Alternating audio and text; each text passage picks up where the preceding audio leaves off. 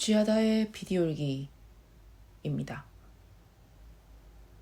저는 지난밤 북촌리에 있는 숙소에서 하루 쉬고 오늘의 길을 떠났습니다. 가까운 곳에 너분숭이 4.3 기념관이라는 곳이 있어가지고 들렀는데요. 그닥 크지 않은 기념관이라고 들어가지고 한 30-40분 둘러볼 생각이었는데 거기 계신 해설사분들이 엄청 적극적으로 설명에 나서주셔가지고 1시간 넘게 머물게 되었습니다. 제가 4.3 사건 그리고 관련한 양민학살에 관해서는 전반적이고 개괄적인 그런 내용만 알고 있었는데 그곳은 그 긴 기간 중 이틀, 진짜 짧은 시간인 이틀 동안 이 마을에 일어난 비극적인 일에 대해 잘 알 수 있는 공간이었습니다. 있었는데 이걸 정비를 하고 나니까 애기 무덤이 다 나오는.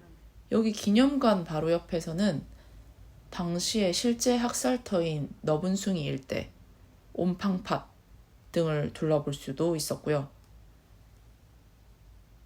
그 해설사분한테 이 사태로 인한 어떤 실질적 인명 피해뿐만 아니라 제주의 공동체 문화에 끼친 부정적인 영향에 대해서도 좀 들을 수 있었는데요.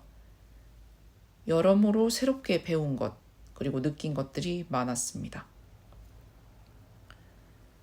그러면 이때부터 48년 10월부터 제주 사람끼리 싸움을 붙이죠. 여기는 조그만 사회잖아요. 네. 제주도 왜 도둑이 없고 거지가 없다고 했을까요? 섬에는 어느 섬이나 마찬가지야. 괜당 문화. 그렇지. 한 다리 건너면 네, 다 알아. 네. 저놈 새끼 예를 들어 술 처먹고 뭐 하면 저놈 새끼 누구 집 아들 뭐 이것 때문에 당연히 나쁜 짓을 못 하는 거죠. 네. 그 괜당 공동체 사회거든요. 다 한 다리만 건너면 다 알아. 그래서 제주는 친척이 아니라도 친한 사람이면 다 삼촌이라고 부르죠. 아, 네. 여자들, 남자들. 그런 사회에서 48년 10월 해안에서 5km 이상 있으면 죽인 다음에다 중상간 섬이 이렇게 되면 중상간이 있다가 해안마을로 다 내려오게 하죠. 그러면서 성을 쌓게 해요. 아까 저 북촌성부터 요거 이렇게 성을 네네. 쌓게 하죠. 왜? 중상간 요 위에 있으면 무장대들한테 식량이나 옷을 제공하잖아요. 그런데 해안마을로 내려오게 하면서 거기를 다 불태워버리죠.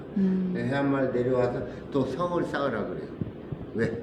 경찰이 통제할 목적으로. 무장대가 식량이나 옷을 그리고 또 젊은 사람을 보충해야 되잖아. 네. 죽으면 또 보충을 해야 되잖아. 뭐 그걸 그렇게. 완전히 이렇게 막으려고 사담성을 쌓고 이때부터 아까 얘기했던 여자들이 보초소 네. 가서 식량을 저 산 사람이야. 우리 선생님이 산 사람이야. 식량을 구하러 와. 나하고 평소에 잘 아는 사람이 나 보초소가 있어. 내가 여자라 치고. 네네네. 그러면 어떻게 해야 돼? 주겠죠. 줘? 그럼 나는 경찰한테 내일 죽어. 아, 재판이 없어. 바로 그러면 그냥, 어떻게? 네.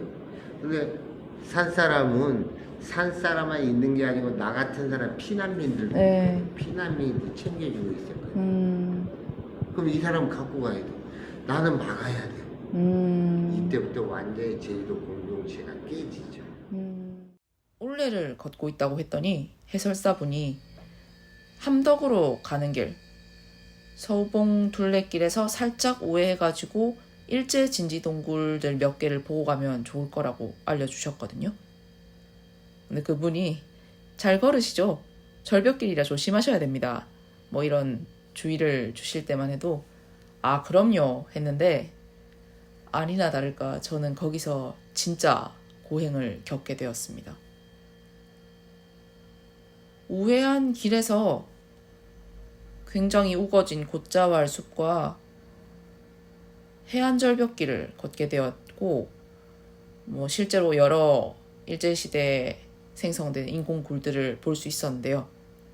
문제는 제가 여기서 길을 한 3번 잃었거든요. 시간과 체력을 어마어마하게 소모했습니다. 특히 그 해안 절벽에서 원래의 탐방길로 돌아가는 입구를 잃어버려서 한참을 헤맸는데 그동안은 진짜 조금 울 뻔도 했습니다. 비는 내리기 시작하고 파도도 거세지고, 근데 어떻게 길로 돌아가야 할지도 모르겠고, 그래서 결국 그 지고 있던 무거운 배낭을 그 돌 바위 위에 내버리고 길도 아닌 곳으로 막 이렇게 나무 붙잡고 기어 올라가가지고 길을 찾아냈어요. 그 길을 찾아낸 다음 다시 배낭을 회수하러 내려가서 짐을 지고 그 길 입구를 다시 찾아서 올라왔습니다. 그렇게 겨우 탐방로에 합류해가지고 눈물 조금 찔끔한 상태로 반대편에 있는 사면으로 내려가니까 또 완전히 다른 세상이 펼쳐졌습니다. 함덕해변이 거기 있었어요.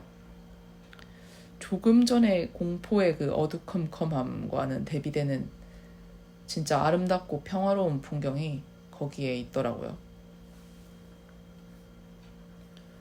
서서히 상태가 진정되어 가면서 가던 길을 걷는데 이번에는 또 휴대폰으로 비보가 들어왔습니다. 제가 내일 추자도로 가는 배를 예약해놨었는데 기상악화로 결항되었다는 문자가 와 있더라고요. 곧바로 멈춰서서 생각을 좀 하면서 예약해놨던 교통편, 숙소, 뭐 기타 등등의 예약 변경을 했고요. 여기서 시간을 또 제법 소진하게 되었습니다. 갈 길이 먼 상황이었는데 벌써 이 초반부에 여기서 굉장히 지쳐버렸어요.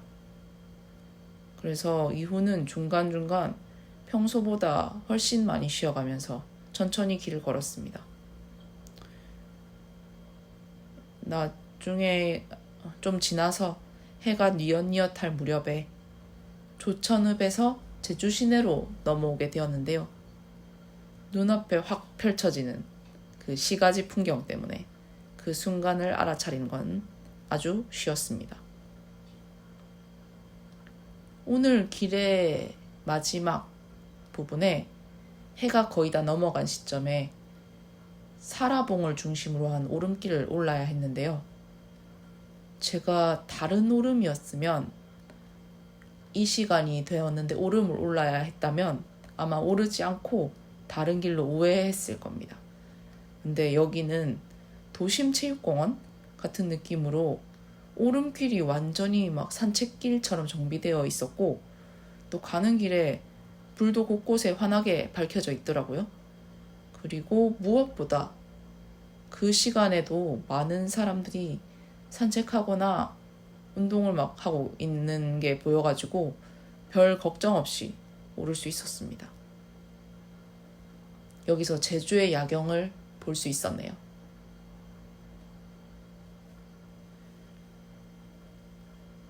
제주항 근처에 잡아놓은 숙소에 짐을 풀고 조금 남은 길을 짐 없이 마저 걸었습니다. 제주 원도심 길을 걸어가지고 도착한 곳은 간세라운지 X 관덕정 분식이라는 곳이었고요. 여기서 제주 본섬의 올레 스탬프 모으기를 모두 완료했습니다. 그러니까 올레길로 제주 본섬 한 바퀴 돌기를 끝냈습니다. 예이! 이제 남은 거는 추자도 코스인데요. 좀 전에도 말씀드렸다시피 내일 배는 결항이 돼가지고 모레 배를 새로 예약했고요. 뭐 그러다 보니까 내일은 그냥 여기 제주 시내에서 통으로 쉬는 날이 되어버렸습니다.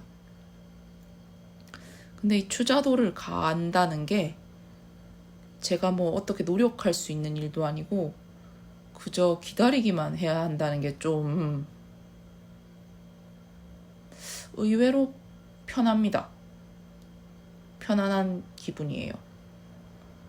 뭐 이거야 뭐 제주의 바람과 바다를 관장한다는 영등할망의 뜻에 따라야죠. 그래도 뭐 너무 오래 기다리진 않았으면 좋겠긴 하지만 암튼 꽤나 힘든 날이었고 특히 저의 아킬레스건이 완전히 한계까지 일한 느낌이 듭니다.